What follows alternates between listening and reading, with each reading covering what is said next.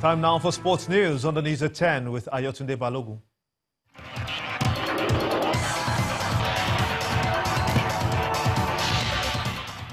Many thanks, Gimba. The Supreme Court has ordered a retrial on the suit filed by the Chris Giwa-led faction of the Nigeria Football Federation, the NFF. The Apex Court set aside the judgment of the Appeal Court in 2016, which held that the discontinuation of the cases on October the 30th, 2014, on the leadership tussle of the Nigerian Football Federation. The lead judgment, which was delivered by the Chief Justice of Nigeria, Justice Walter Onnoghen, held that the Appeal Court was wrong in setting aside the ruling of a federal high court in Jos, ordering the continuation of the case. Now, the appellant had asked the Supreme Court to evoke its powers in Section 22 to hear the suit on its merit as a first court of instance and decide the case.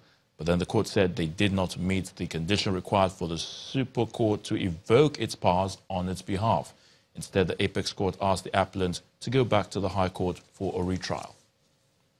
Now, struggling Heartland FC have been docked 3 points for crowd trouble during a matchday 18 fixture against the champions Plateau United in Owerri on Monday. The game, played at the Dan Anyam Stadium, ended 1-1, but violence erupted after alleged fans of Heartland assaulted the match officials. According to the league management company, the Nazi Millionaires will play their next 3 home matches behind closed doors. FIFA's Ethics Committee has banned former Brazil Football Association President Marco Polo Del Nero for life for bribery and corruption.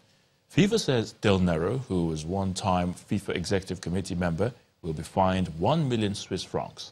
Del Nero was indicted by the U.S. Department of Justice in 2015 in the sprawling investigation of international soccer corruption linked to broadcasting contracts for football competitions.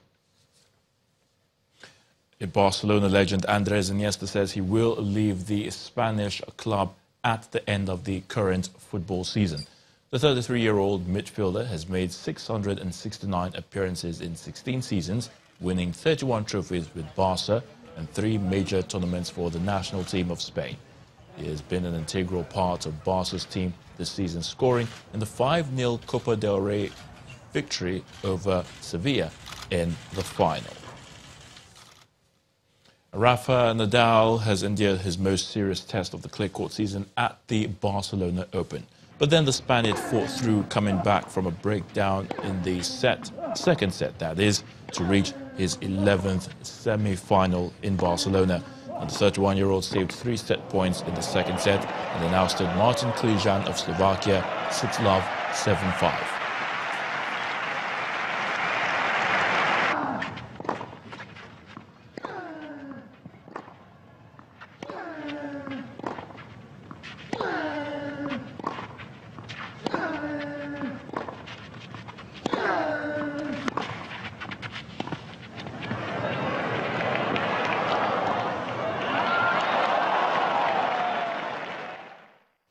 And that's a wrap on sports news. The news at 10 continues shortly.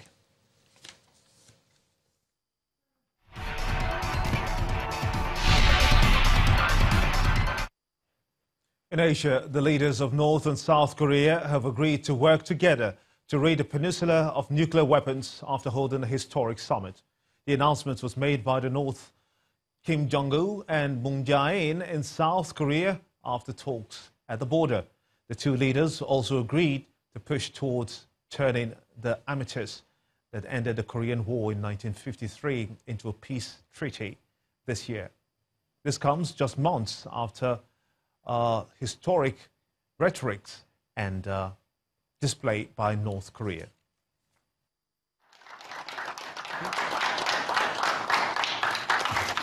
North Korean leader Kim Jong-un and South Korean President Moon Jae-in embrace after pledging to work together for the complete denuclearization of the Korean peninsula.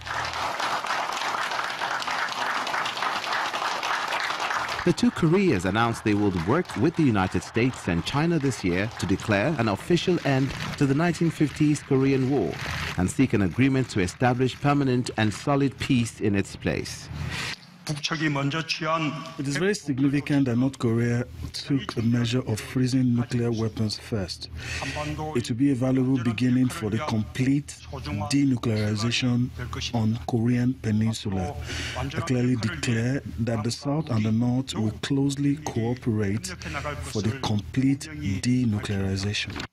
The declaration included promises to pursue phased military arms reduction, cease hostile acts, transform their fortified border into a peace zone, and seek multilateral talks with other countries, including the United States. We will make efforts to create good results by communicating closely in order to make sure our agreement signed today before the entire world will not end as just a beginning like previous agreements before today.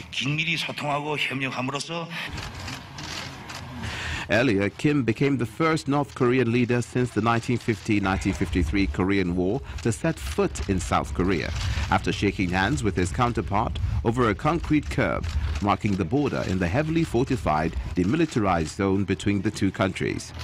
Kim Jong-un gestured to Moon Jae-in to cross over to North Korea briefly, which they both did for a few steps, then returned to the south holding hands.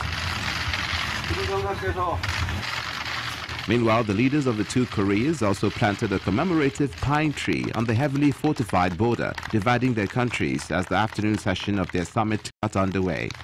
North Korean leader Kim Jong-un and South Korean President Moon Jae-in shoveled soil on the roots of the tree and unveiled a stone marker which read, "Planting Peace and Prosperity," above the leaders' names and official titles. The historic meeting comes weeks before Kim is due to meet U.S. President Donald Trump, thus denuclearizing the Korean Peninsula.